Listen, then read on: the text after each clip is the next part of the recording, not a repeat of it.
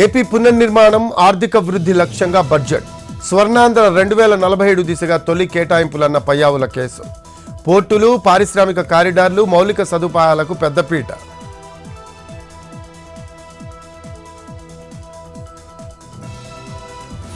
Party క్యాడర్కు Meenakshi Natarajan class. ఫ్లెక్సీలతో కాదు, ప్రజల్లో ఉంటేనే గెలుస్తామని వెల్లడి.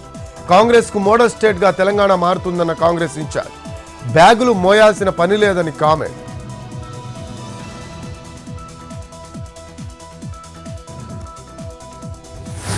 ఈ నెల 6న తెలంగాణ కేబినెట్ సమావేశం. బడ్జెట్ తేదీలపై స్పష్టత వచ్చే అవకాశం. ఎస్సీ వర్గీకరణ, బీసీ రిజర్వేషన్ బిల్లులపై చర్చ. పలు కీలక అంశాలపై నిర్ణయం తీసుకునే ఛాన్స్.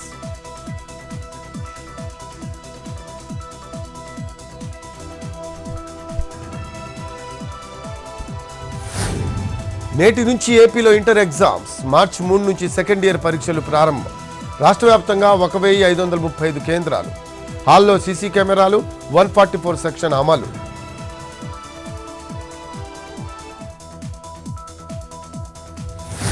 ఇవాల్టి నుంచి ఏపీలో కొత్త మోటార్ యాక్ట్ అమలు. నిబంధనలు అతిక్రమిస్తే భారీగా జరిమానాలు. హెల్మెట్, సీటు బెల్ట్ లేకుండా వాహనం నడిపితే 1000. డ్రంక్ అండ్ డ్రైవ్లో దొరికితే 10,000 ఫైన్, లైసెన్స్ రద్దు.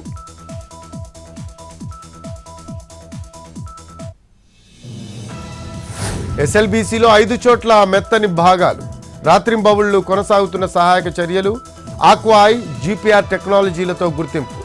తొలిసారి టీబీఎంను దాటి మొదలైన అన్వేషణ.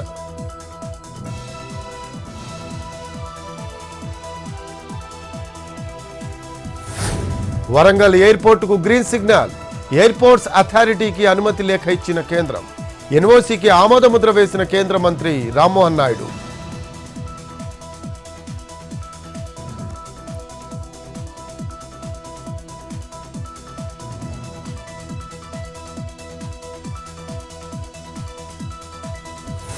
కాకినాడ జిల్లా పిఠాపురంలో జనసేన ఆవిర్భావ వేడుకలు. ఎస్బీ వెంచర్స్లో సభాస్థలిని పరిశీలించిన మంత్రి నాదెండ్ల మనోహర్.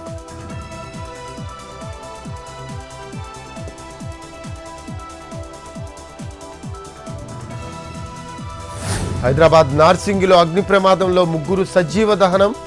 పాషా కాలనీలోని G+2 భవనంలో మంటలు. మృతుల్లో 2 మహిళలు, 1 చిన్నారి.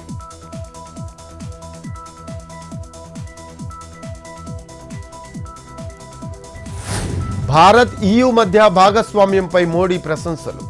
ఈ ఏడాది చివరి నాటికి ఇరు దేశాల మధ్య స్వేచ్ఛాయుత వాణిజ్య ఒప్పందం.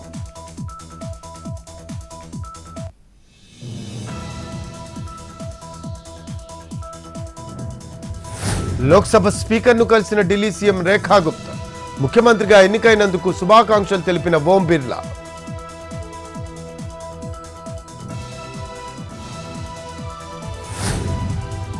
ఉత్తరాఖండ్లో భారీ హిమపాతం బీభత్సం. మంచు చర్యల కింద 22 మంది, ఇప్పటికే 33 మందిని రక్షించిన బలగాలు.